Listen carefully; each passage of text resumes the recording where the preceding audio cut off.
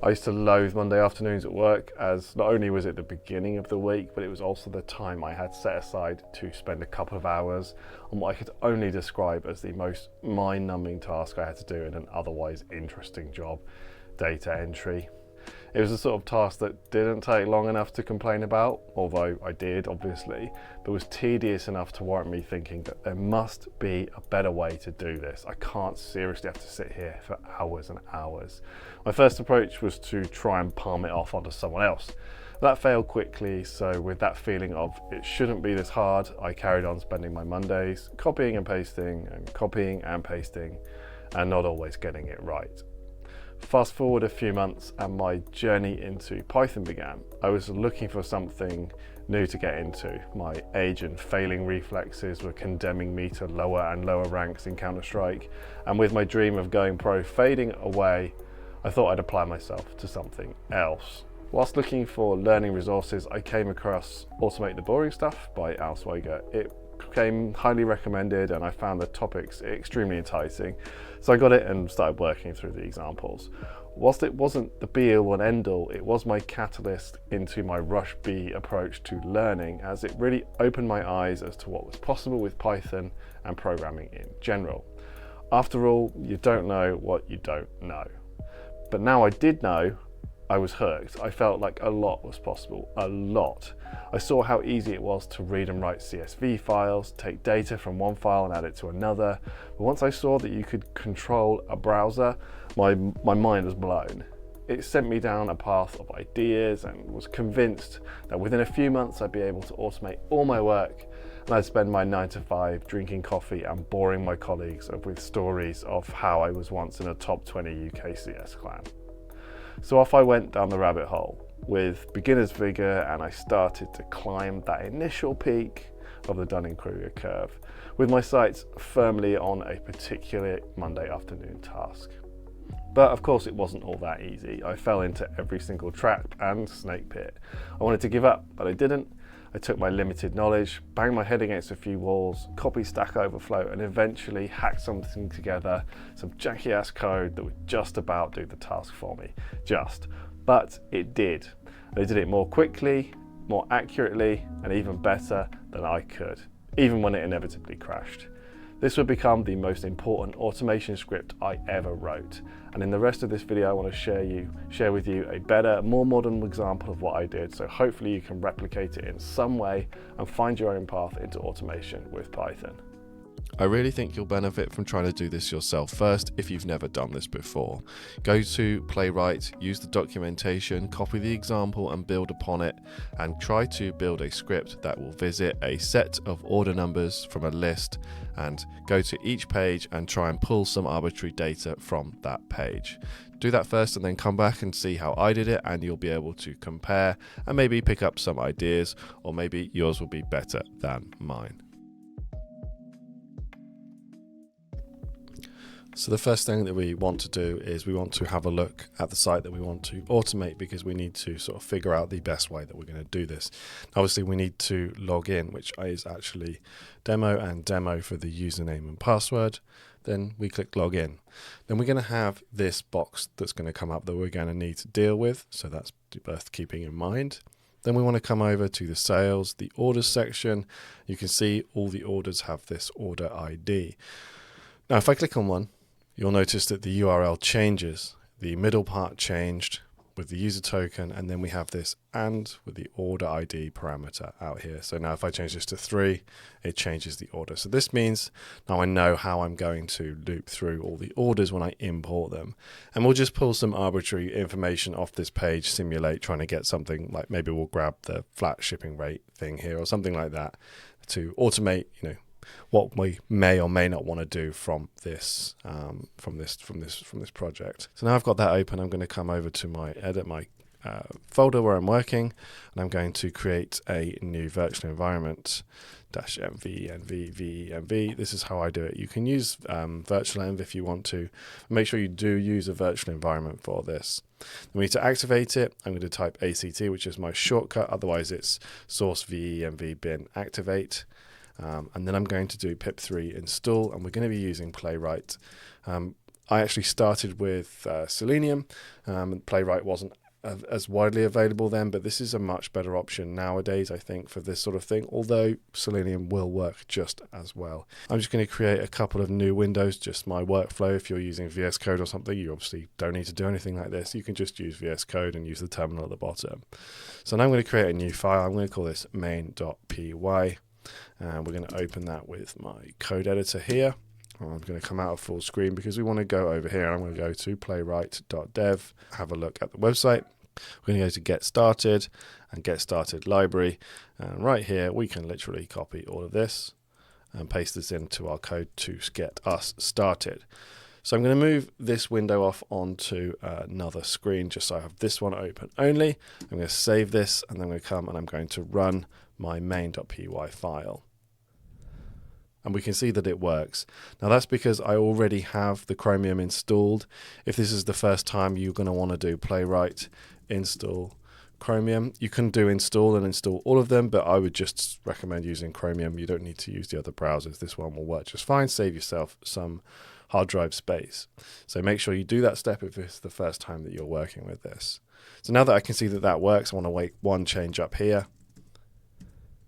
And we're going to do headless is equal to false. We want to see the browser when we run it. And now when we do so, we can see that that worked just fine. So the first thing that we want to do is we want to come back and grab the actual URL that we want to work with, which was this one here. And it was the admin page. Cool. So let's copy this and we'll put this into here instead of this URL. There we go. I'm going to remove this as well. And whilst we're working, I'm going to import in time. This is just an easy way I find to put some sleeps in so I can kind of really see what's going on. Cool, so let's save that, and I'm going to run this now on the OpenCart website. We can see that it's popped up here, and I have the logins, pages, etc., and because I had that sleep, it's done. Cool. So now I'm going to bring my actual browser back over, and I'm going to minimize the code a little bit. Hopefully you can still read it. What we want to do is we want to open up the Inspect Element tool. I'm going to move this to the bottom, and we'll move it over here like this. So what we want to do is we want to actually now use use Playwright to type the username and password in for us, and then hit submit. So we do page dot, and I'm going to do get by placeholder in this instance. And this is going to find the element for us. There's a few different ways you can do find element, but because we have a placeholder value here, I'm going to do it like that. So username like so. Then I'm going to do .fill to fill it in with the word demo. I'm going to copy this line and we'll do the same for password. Let's save. And now we'll do we'll do time dot sleep just temporarily so I can show you. And let's go ahead and move this back over and run it again. And we should hopefully now see that the demo has been filled into that browser on the right hand side, which it has. Perfect. So we can now go ahead and do clicking that button. So we want to do page.getBy, and I'm going to do get by role in this instance. And thank you to my LSP, which makes it quite difficult to see. It is button, and the name is equal to login. Use a capital L. I'll show you where this comes from in just a second. But here we can do .click. So hopefully you can see how you can start to click on things on the page. So if I go back to this, there's a button. And the text was login, I think. Name was login. I don't see the name on this one. This might work anyway. Let's try it. And we're going to make the sleep 5 just for the moment. And now let's see if we can click that button. We can. This is going to give us this Cloudflare thing verifying we're human. This probably won't happen for you. It's probably not going to be an issue. It just happens on this website for whatever reason. So now that we're here, what I'm going to do just to make sure we get through that, I'm going to make this 15 just to make sure that we're not getting stuck here and we do actually get to the next page. Although we do have that URL you can see up there, which has our good token in. Okay, so that does work. Perfect. So now we just need to get through that next thing here. So I'm going to, let's make this 10 for the moment. And now again, I'm going to do page.getRole, get by role. And again, it's a button. and we want to select this button here that comes up. Let me just log back in over here, this one. So what I'm going to do is I'm going to hover over this little cross mark here. We can see that we have this button here, and we're going to go ahead and do copy selector. Put this in here. I don't really like the look of the selector, but what I can actually see here is that this is going to be the nth button. Now, quite often when you do copy the selector, it might not look like this. It might look a little bit neater depending on. See, we're not in the right place. Okay, so I think this one will work if I do .nth one .click, because this will be the first index of the button. So I'm just going to check that will work for this instance, and we'll do time.sleep again. So we should now be able to log in. Just wait for the verification thing to happen. This is strange. And do we click on the button? No. Yes, we did click on the button. You can see it worked. So this did work. Again, you'll have to play around with the selectors for the buttons you want to click on just to make sure that you're in the right place. And we'll do this one now, sleep by 1, and we'll chop this one down to 5, and that should be good for us at the moment. So now we're actually loading up that page, and we're inside the main sort of bit. So what I want to do from here is I want to get our page, we'll call this call this page URL. And that's going to be equal to page.url, like this. And no, it should be like that. And I'm going to print out the page URL. And I'm just going to show you how I go about constructing the URL for this order page. As it's slightly different depending on like how things go about. Okay, so here we go. Here's the URL. Now, if we compare that to our order page URL, where we can actually get the orders, let's move them side by side. You can see we have this root common dashboard, and here it's root sale / order, and then at the end of it, we actually get info, and then the order at the end. So what I want to do is I want to come over here, and I want to say sale page is going to be equal to our page.url. If I can type, which I cannot, I'm going to do .replace. So we want to replace the part here, root common dashboard. In fact, we just need to replace this part, don't we? I want to replace that with this after the root, this, like so. Okay, that should be good. So I'm going to move this back over. So now they're going to have a decent URL constructed for us. We can actually start to, let's move that there. We don't need that now. Let's do, for order in orders, I'm going to sort that out in just a second.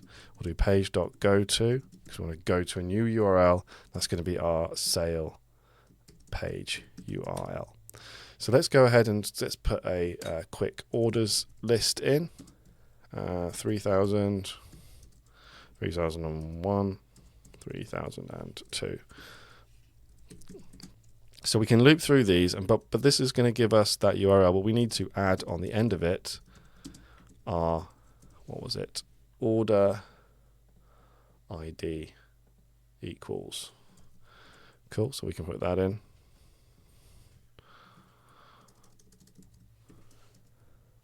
And then I'm going to do plus the string of the order. This is going to be our full URL for that sales page, so we can go there. So I'm going to do time.sleep is equal to 2. So we should have now 2 seconds on each of those pages when it loads up, when we get in.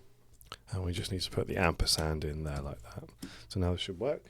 Okay, so we can see we're on order 3000, 3001, 3002. And we can see that that's how we're going to be able to loop through these orders. Now from here, we want to grab some information. So I will go for, let's just get the shipping method. This could be anything. You could be inputting data. You could be collecting it from anything like that. But to do that, we're going to do page.querySelector.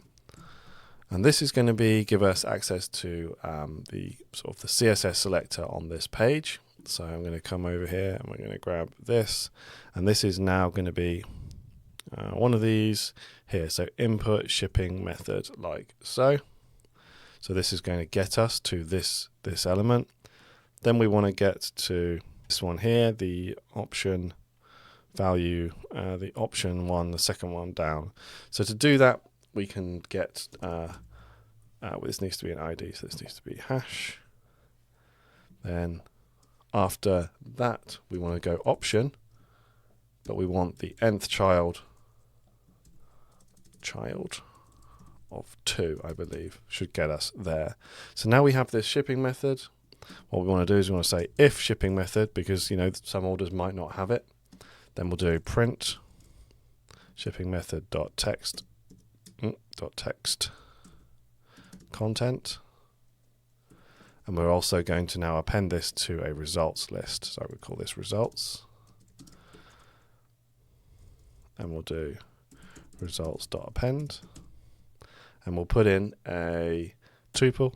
So we'll do order and the shipping method dot text content. Then after our browser closes, we'll just print out our results. So this looks pretty good so far.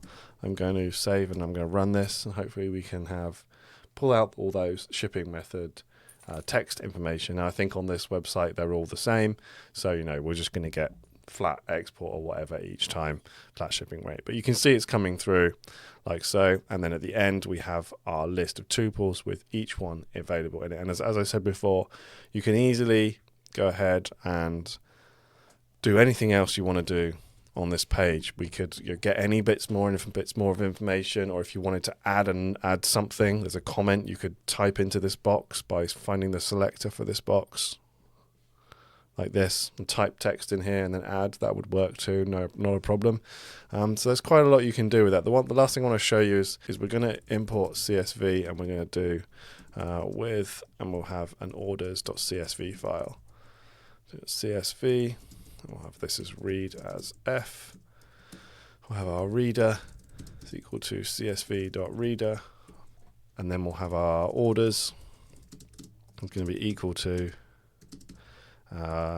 order index of 0 for order in reader, like so. I believe, what have I done wrong here? With open. Cool. So now I have the opportunity, now I can create an orders.csv file, and we can open it up here, and now we can have our 3000, 3001, 3002, 3003. Let's go for that. Save this and close this buffer. So now all we're doing is we're just going to import our orders from a CSV file, which, obviously if you were doing this for your job like I was, I had a massive long CSV file. So I just imported it. I just put them all into the orders.csv in the main folder with this, and I would just set this code running, and instead of printing the results, I would export them to a CSV or whatever, and yeah, that would work. So let's just run it. Run it one more time, and we'll just see and double check that this all works fine. Now this is a little bit fickle, so we're going for direct selectors, which means if something changes it might not work, but you'll find as you go along that you'll need to tweak it. You'll find where bits stop working, maybe certain orders don't have that information on, so you'll need to change the selectors. I'm using time.sleep, which is far from ideal, but it does work. There's all sorts of weights that you can use for Playwright. So if we look here, it's waiting for events, waiting for state, all this sort of stuff, auto waiting. So it's worth looking into that and choosing and sprucing this up a bit. But I really wanted to show you sort of the most basic version and sort of how you can really easily do stuff like this across websites. for your job or for whatever you need to do. And this is 38 lines of code, and this could be less or certainly much better in some cases. But hopefully you've enjoyed this video. If you have, like, comment, subscribe. It really does make a difference to me. Come and join the Discord. We've got a big community there. Have a chat and come talk to me. Yeah, thanks for watching. If you've enjoyed this and you want to know a bit more about automation and how you can get Playwright to actually write some of this code for you, I'm going to direct you to my other video right here.